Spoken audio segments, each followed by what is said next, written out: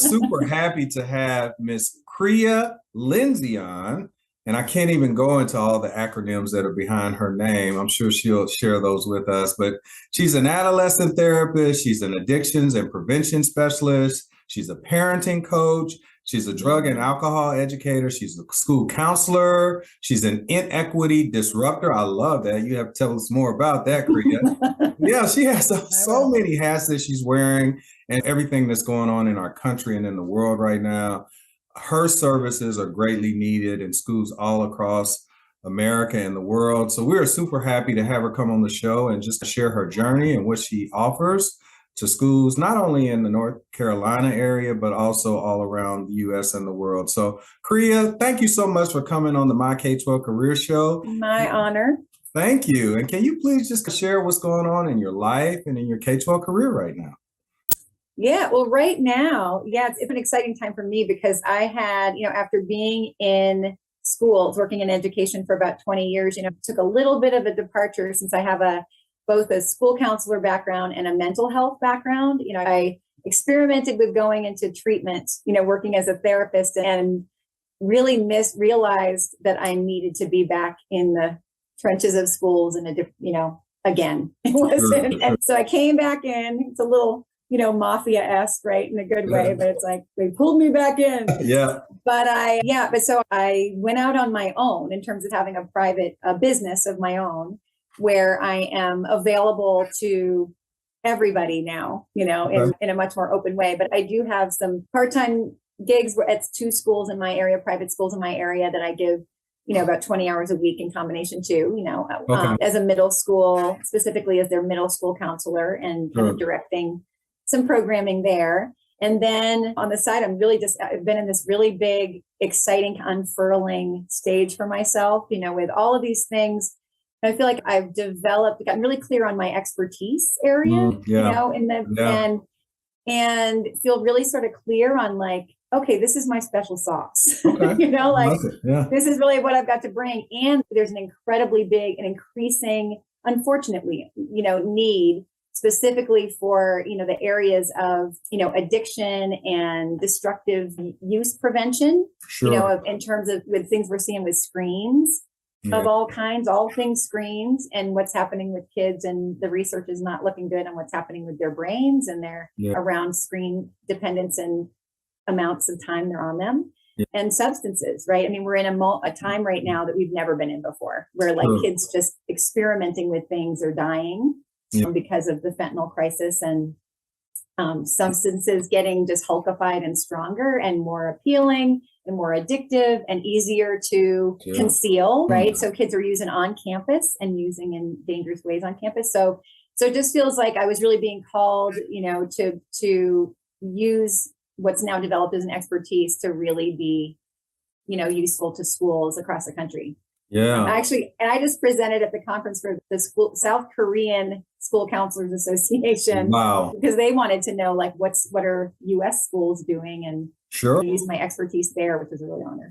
So it definitely is a worldwide issue, not just it is a worldwide issue. 100%. So what are your expertise? Like, what are you in terms of all the different letters that were behind your name? Yeah.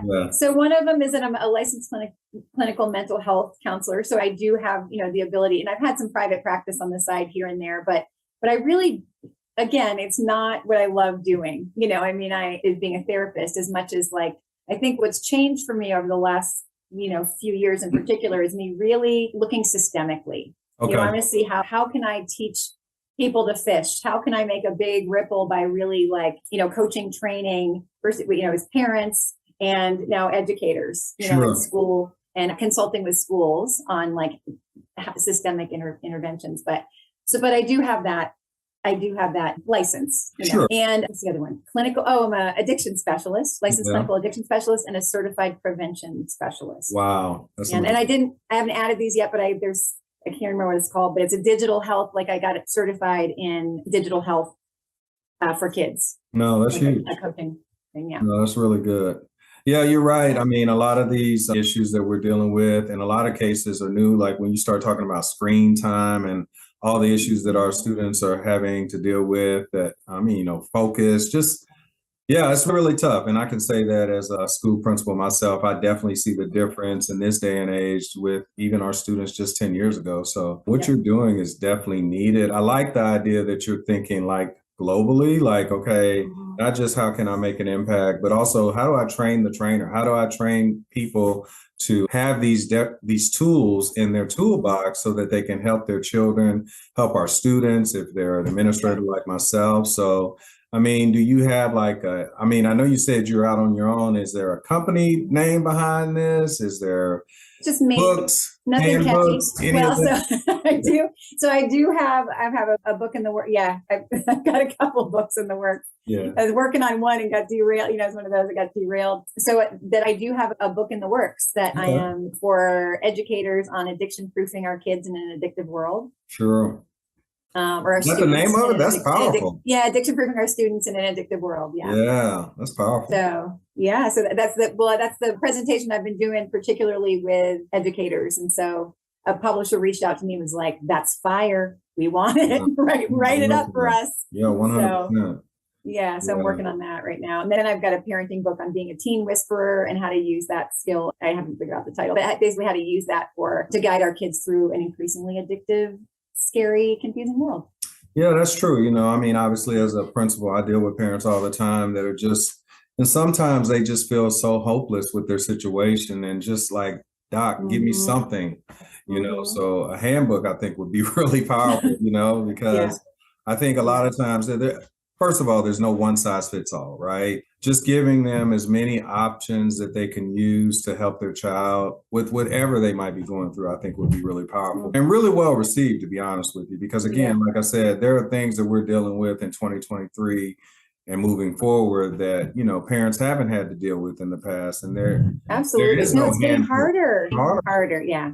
And that's what, and I'm also creating video content. I mean, I keep, a video presence on social media, but I'm Okay. also working on, creating some things that just live, that can be bought cheap, like what does my kid need to know about weed, Yes. in like Yeah. 15 minutes that will engage them because, they're not getting this anywhere else. And I don't know what to tell them. And so I'm creating some of those things that will live online for educators and for Right. parents.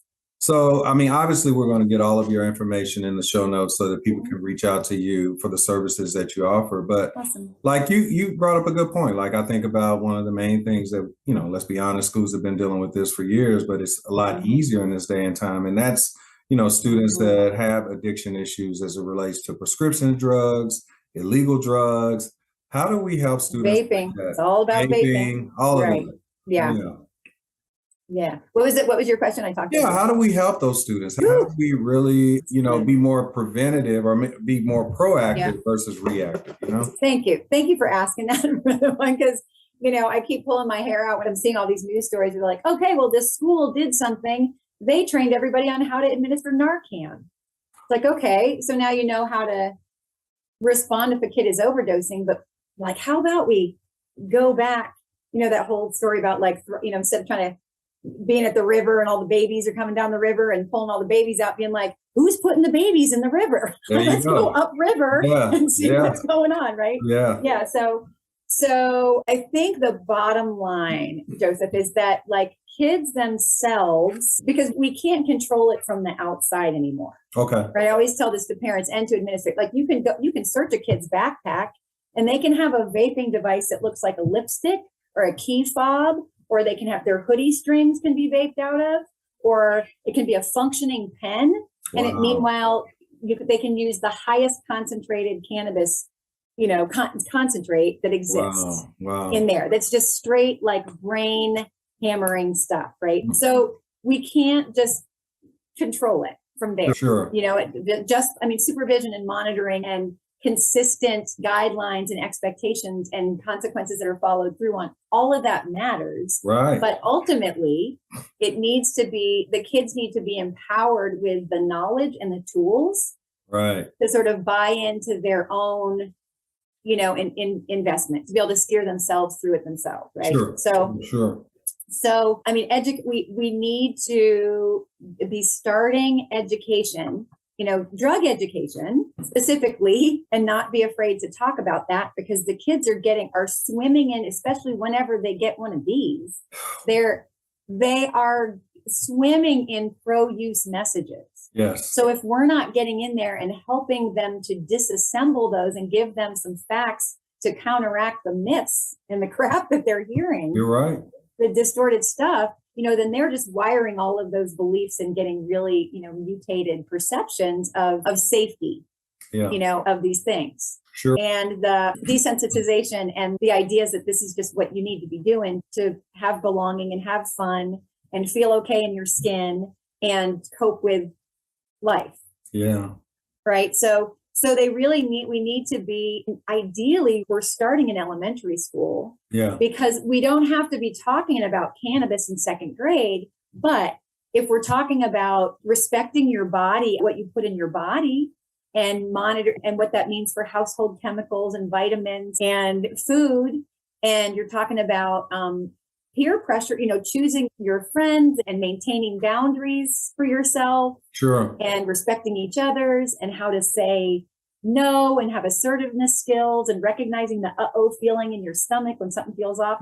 All of that is like 5, 6, 7-year-old language for what will become conversations about the things that can be self-destructive. Yeah. We just build on those but again, if kids are seeing it, we need to be talking about it. And they're seeing phones, and they're seeing vaping, and they're seeing drinking at a very young age. Yeah. And so they're making meaning out of it anyway.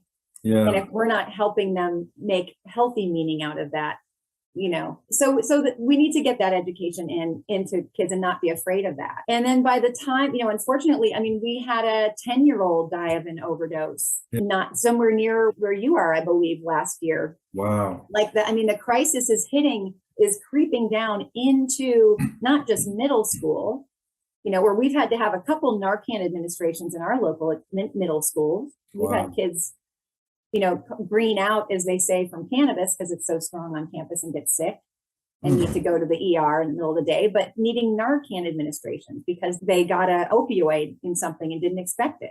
Wow. So this is a thing. Man, this is serious. This is serious. And so, we need to be talking. What makes people nervous is the harm reduction conversation. Okay. The same way it makes them nervous to talk about anything other than abstinence-based sex ed. Yeah. And to talk about, despite all of the evidence and the stats, somehow that's helpful, not hurtful. Yeah. It's the same with drugs. By the time a kid, particularly, and depending upon the neighborhood and depending upon what they're growing up around, at least by 8th grade, you need to be talking with a harm reduction lens, which means here is all of the information on the risks of this stuff. Yeah. And I'm encouraging you to examine how, this could work against who you want to be and what you want for yourself. You're really doing all of that. And then ultimately you still need to be able to say, but if you're hell bent on going there, if you have all of this information and you still ask yourself, is the risk worth it? And your answer is yes, then I want you to know how to not hurt yourself and somebody else. Right. Yeah. So as a parent, obviously I'm a school administrator for many years, but I'm also a parent too. And I have a son, as we take this episode, he'll be 13 in a month. I know the pandemic, as it relates to him and my daughter, has had a greater negative impact on him than it has on my daughter, knock on some wood, because I don't know. You never know. Sometimes these things manifest themselves immediately. Yeah. But just from an immediacy standpoint, we can see that it's definitely impacted him negatively. And I am concerned that he might be being exposed to some of these things, and I can't be with him 24/7. My wife can't be with him 24/7. What messages should I, as a parent, be giving to him and my daughter, who's only 9, about the dangers and the pitfalls that might come when they are literally seeing or will be seeing some of their own friends engaging in this kind of thing. Right. And nothing happening. Right. And it looks like it's all good. That's good. You're right. That's why FYI, that classic, I know, like my health teacher, my health class, and there was like the cirrhosis liver in the formaldehyde jar, right? Or like the tar covered lung. And I'm like, with my undeveloped teen brain, I'm like, I don't know how old that crypt you dug that out from. But number one, like, I'm never going to be that old, but I'm just doing this for now to have fun or belong or, not feel so stressed. I'm not going to like just keep on doing it till I become that. Right. Right. So I think, is empathizing. Well, first we always have to validate and empathize, right? Like with the kids about like, I understand, like you are seeing these messages. I recognize that. And you're getting this idea that this is the way to sort of meet these natural needs you have for yourself. Sure. Yeah. Like that makes sense. So first, instead of judging it or lecturing it, we go like, it totally makes sense that you would be curious about this given what your experience is. Right. And your world entails. Sure. And, just be aware that here's the risk is that if that thing, say you do that thing and you love it, it totally works to, again, have fun, belong, cope, or like help you feel comfortable in your skin. Right. Right. Then what? Right. Then what? Because here's the thing. So if you don't want to be an addict 101, I mean, this is not even the overdose conversation. This is just the like how not to destruct your life with this conversation is that if you want to not, because no kid ever, if you're like, would you like to be an addict, and trash your life with this? Every single kid's like, no. Right. Okay. So if you don't want that for yourself, like with anything, whether it is gaming or porn or gambling or, fill in the blank, there you go. Then you need to have some accessible and fulfilling ways to meet these needs at work. Right. Some other ways to meet these that really work for you that you can get on your own. Okay. That's powerful. Yeah. Yeah. And so then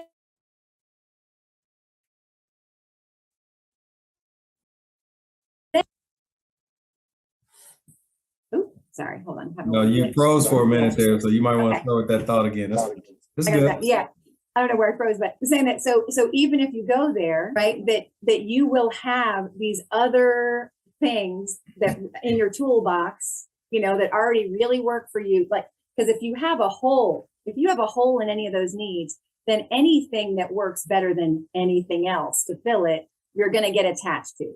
Sure, that's if it fits in there and it works, you're going to get attached to it. So we want that to be whatever, sports, other things that you get, that you feel good about yourself, that you enjoy life with, that you feel belonging and connection with, right? So we don't want you to have any gaps so that you don't over attach to it.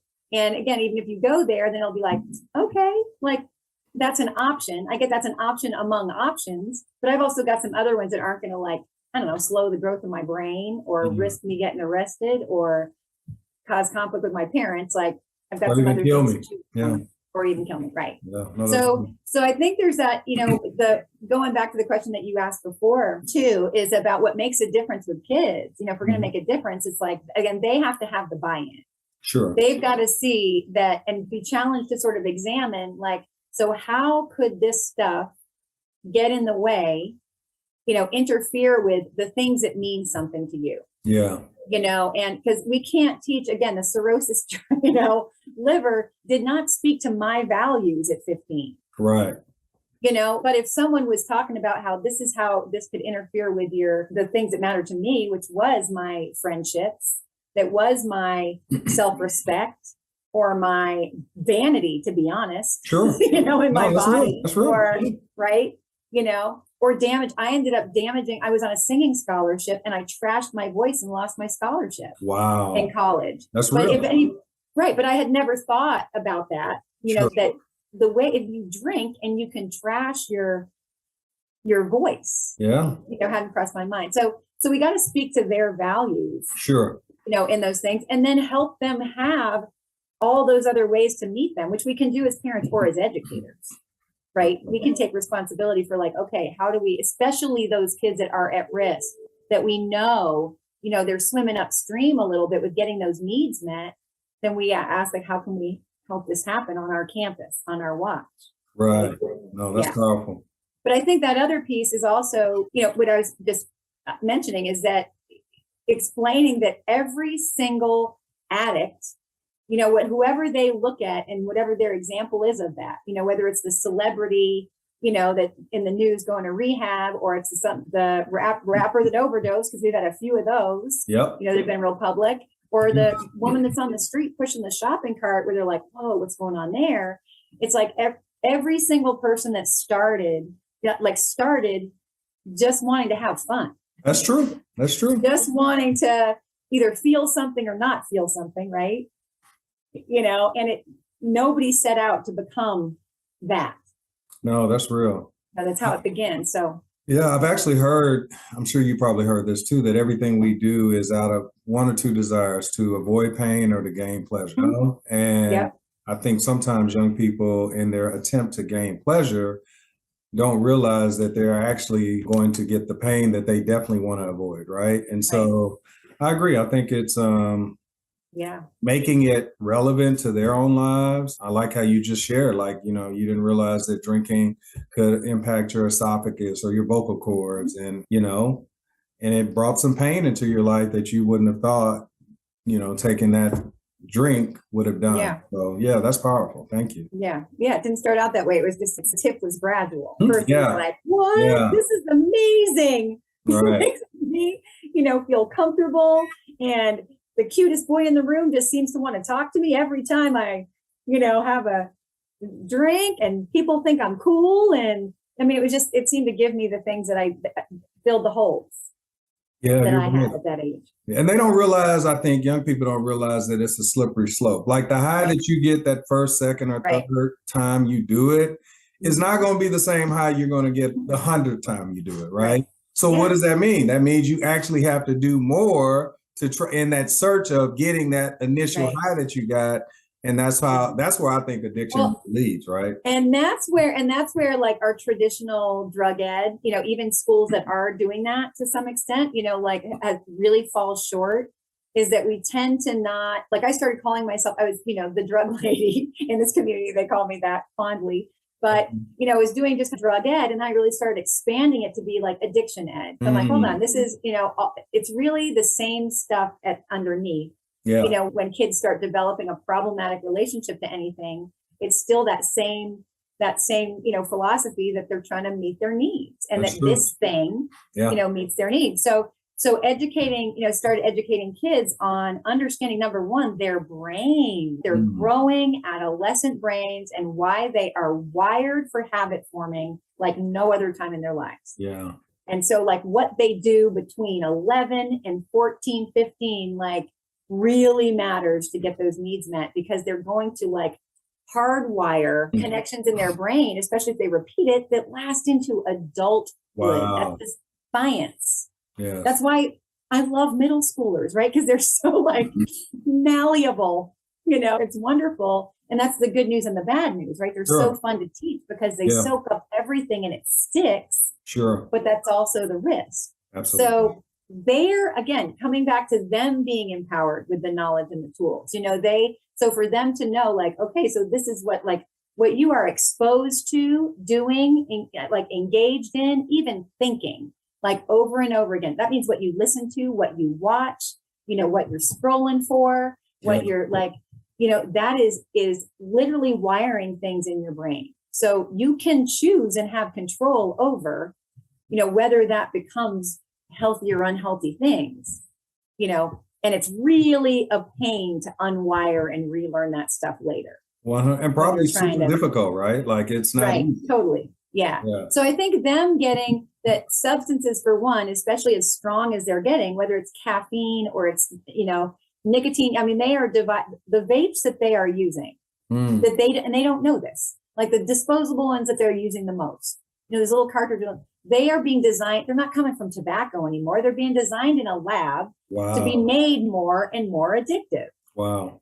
So the ones that they're using the most are 3 times as addictive as the other ones, those big like tank ones that kids vape out of with all the, the vape. So, but they don't know that. And what that means for that nicotine is the most addictive substance on the planet, or what nicotine withdrawal does, or that it damages their serotonin production in their brain. So it leads to depression and anxiety. Sure. So you empower them with that knowledge. Most kids don't want that.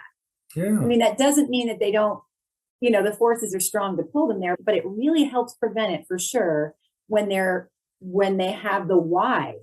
Why shouldn't they use or use regularly. Yeah. You know, but then they also need to have the tools. That's the other piece of it, though, because you can say, hey, don't do this. This is a bad idea. And they can believe, okay, I don't want to do that. It's a bad idea. But they have to have the alternatives then. That's true. That's true. Yeah, what fills in that gap? Also, I don't even know how our government even allows some of this kind of stuff. It's stunning to me. Isn't it? Yeah, I mean, it really is. I mean, it's crazy that we're even allowing this. So, like, if I weren't to see you, and let's say that after we have this conversation, I don't see Kriya for the next 5 years, like, what are your goals for you, what you're providing to the world in the next 5 years or so? Where do you see yourself? I love that question. Because I feel like it is just starting to, like, I am just starting to realize, the things that I really envisioned for myself a few years ago, which is awesome, right? A little overwhelming, to be honest, but it's awesome. So I see myself really being able to, again, I think it's that ripple effect. It's that systemic. Like, I would love to be, doing more consultation gigs with schools. Like, they've started to hire me to come in and say, okay, we want 2 days with you. And if you could teach our kids some stuff, but then leave us with some curriculum and some tools and some resources to keep it going. And then if you could train our, talk to our school counselors about what can happen on their realm, talk to the administrators, do a parent education, and, so that we can also look at what do we need to do long-term, big picture to make a difference in this. Like that, I get so flippin' jazzed about doing that. 'Cause I'm like, yes. And hopefully this will just be, will continue on and only build, right? Yeah. So I would love to be doing that, to be consulting with schools, to be writing a lot more, to have a whole wealth of video content and things that schools can be like, okay, we want our kids to watch this video that, that you've produced and put together, or our staff. But I love doing trainings. I love speaking. I love doing those pieces. So I would like to be doing a lot more of that. But again, to just feel like I can, and personally, I need to talk about this part because it's not just what I want to create, because I forget the other side of things, as we often do as educators, which is how am I going to take care of me? Absolutely. Yeah. And I also want to be able to be, making the living that I would like to be making, at this point, while working less. Absolutely. Because right now, as you listed all those things that I'm doing, I'm doing all of those right now. Yeah, I'm parent coaching, I'm teaching, I'm consulting, I'm, it's a lot. Right. Right. Yeah, that's true. So I really look forward to being able to sort of exhale. I want to be exhaling more and working less while still feeling like I'm, making a big impact with what I'm doing. 100%. No, that's very doable with the tools that we have out there, with video, with YouTube, with all the social media that we have. Yeah, you definitely have an opportunity to create some tools that are evergreen and that will always be there for people to use. And yeah, I think you are definitely on the right path. I know, as someone that's been a principal in 3 different states, that this is a need everywhere. Definitely on the right path. And I want to honor you and commend you for all the great work that you're doing, not only in North Carolina, but your previous work in Florida and all the work that you're going to do in the future, not only in the USA, but the world. So kudos to you. Keep doing what you're doing. And, we're just grateful that you came on the show to just share your story, share what you're doing, sharing how you're making an impact with our young people. And, before you leave, we would like for you to give us some parting words of wisdom. Tell us how we can connect with you, and then we'll say. Yeah. Well, I'm easy to connect with. I'm on Kriya Counselor on Instagram, on Facebook, on Twitter, on TikTok even. Okay. And I also have a separate Facebook and Instagram just for educators, which is Kriya Counsel. No, what is it? Counseling with Pizzazz. I do have a Teachers Pay Teachers account, and that's my kind of handle there. Okay. So I'm in all those spaces under those. And parting words of wisdom. Wow. I can't summon it all up. It's hard. Yeah. Here's what's coming to me though.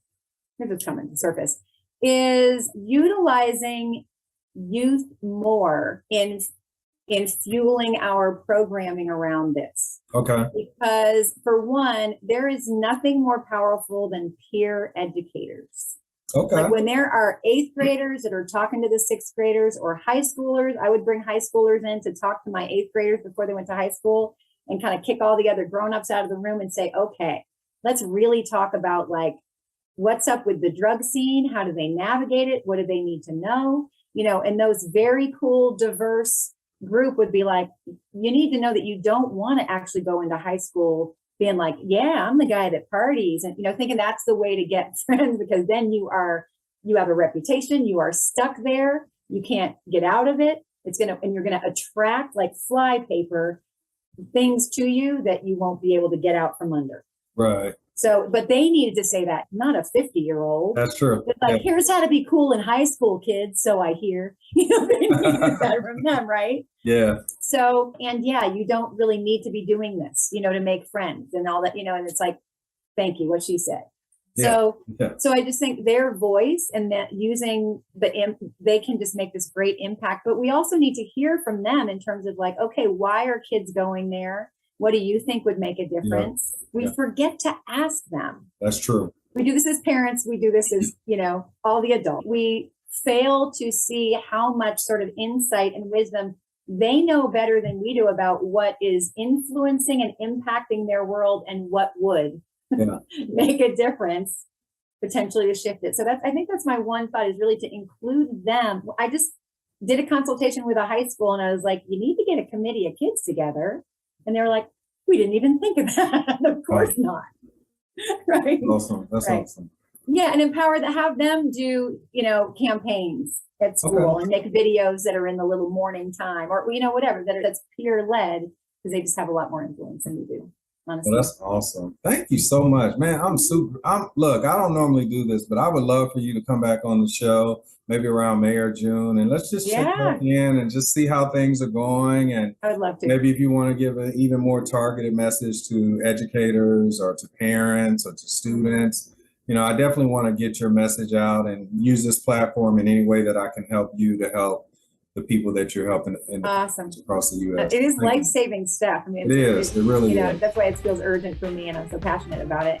Yeah, and I'd be curious, that for your listeners to, feel free to shoot you those questions and those things that really strike them, so that we know, what they want to know more about. That would be great. We can definitely do that. All right. Well, thank you. My pleasure and honor. It was great, Kriya. I'm super grateful that you came on the show, and definitely wish you all the best. What you're doing, your services are so needed in all of our communities. And the one thing I know as someone that's worked in the U.S. in 3 different states and even worked overseas for a time, is that the one thing I know is that all parents want what's best for their kids. Absolutely. Right? And so what you're doing is just super powerful, super needed, and I definitely wish you all the best. Thank you. Thanks for what you're doing.